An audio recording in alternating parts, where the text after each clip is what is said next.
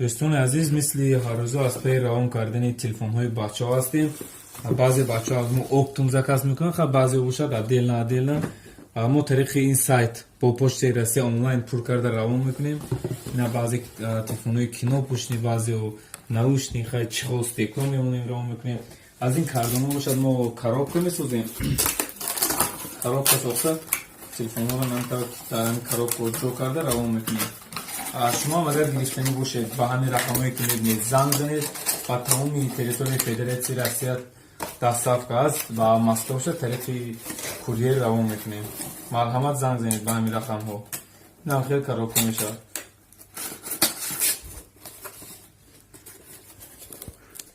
سلام دوستان، شما در کانال راهنما هستید. با شما هستم من مبارز احدов.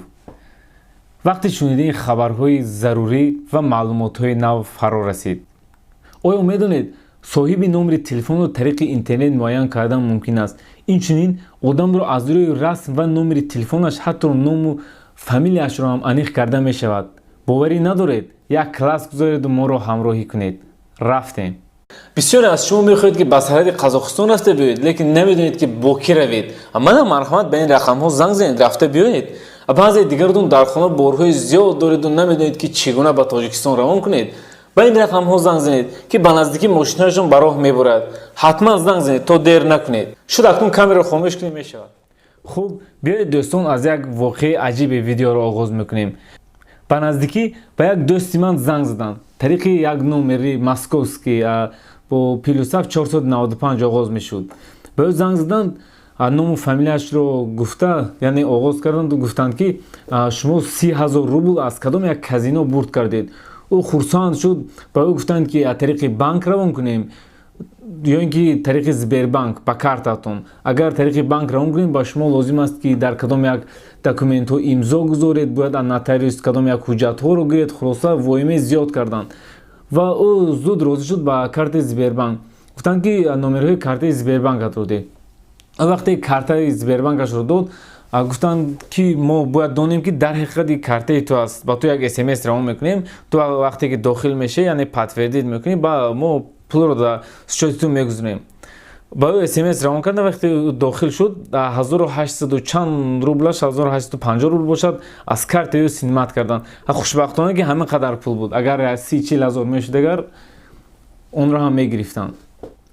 هست حادثه‌ای که 90,000 80,000 50,000 هر روز به من می‌نویسند. اینچنین با کانال گولوس میگرانت با اکی حبیلو هم 2-3 روز به یک بار مراجعه میکنند که بچه‌ها نمیخواد پول گم کردیم که چیکار کنیم.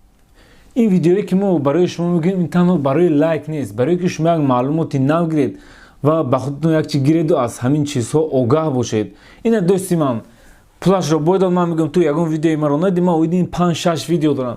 میگه خیلی دیده بودم یک کلاس موندم و خیلی اهمیت ندادم. این یا به اهمیتش خیلی خوشبختانه که 1800 روبل بود. اگر زیاد میشد فکر میکنم که آینده ویدیو ما رو به یگان مدت همش رو تماشا میکنند. خوشبختانه در پروگرام یاندکس یک فونکسی نوی پیدا شد که رقم ها رو معاین کردن ممکن است که با کی داخل دارد. اون رقمی که با دوستی ما زنگ زده فریب کرده بود، ما رو طریق این فونکسی یاندکس سنجیده دیدیم که در حقیقت فریبگران بودند. این رقم آغاز میشد با 400 پلوساف 495. این رقمی که میبینید نه فریبگران.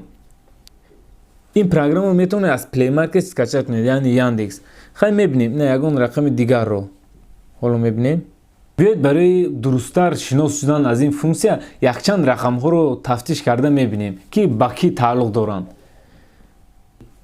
من همین رقم رو میبینیم. حالا بنا بر سببی که این رقم رو ما زیادتر در یوتیوب استفاده کردیم برای فروختن تلفن ها، نه یاندکس این رو زود پیدا کرد در ویدیوهای کانال راهنما.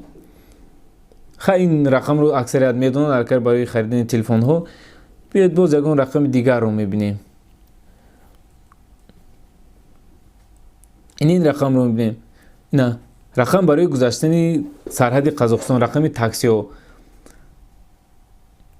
تاکسی اکی میدین که با فکرم علاقه همه این رقم رو شاید دانند. نه در زیر ویدیوی ما، در زیر ویدیوی گولوس میگرانت همش رو از یوتیوب پیدا کرده میبروید. باز خیلی یگان رقم دیگر رو میبینیم. این رقم رو ببینید. اینا برای باربری به تاجیکستان به شهرهای خوجند، دوشنبه، پنجکین، اسفرا، کنی بودو، مسجد، شهرستان و غیره ها. اینا ببینید الکی یک چند رقم رو معین کرد. باز یک فونکسی دیگری هست که طریق رسم آدم رو معین کرده می شود. با این میتونید اگر یگان دوستی خودتون رو مثلا رسمش باشد، نام فامیلیش نباشد، طریق این میتونید که از ادنا کلاستیک یا فیسبوک یا کانتاکت رو بید. خیلی بیاید یک چند رسم رو تفتیش کرده ببینیم طریق این فونکسیا. اینا من رسم خودم رو پویسک میتونم.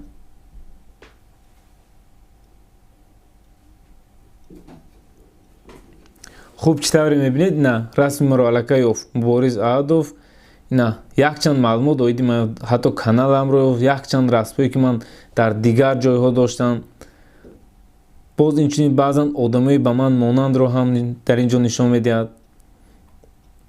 خلاصه بسیار فونکسی خوب است که حتی عرضه رسم میتونید آدم رو پیدا کنید در برش معلومات. اینا خیلی میبینیم. باز یگان رسم دیگر. اینا کانال گولوس میگرانتا. نه یک چند ویدیوی گولوس میگرانتا رو پیدا کرد. حالا میبینید. با این حتی میتونید دوینیک خود رو هم پیدا کنید. آدمایی که با شما مانند هستند میتونید پیدا کنید.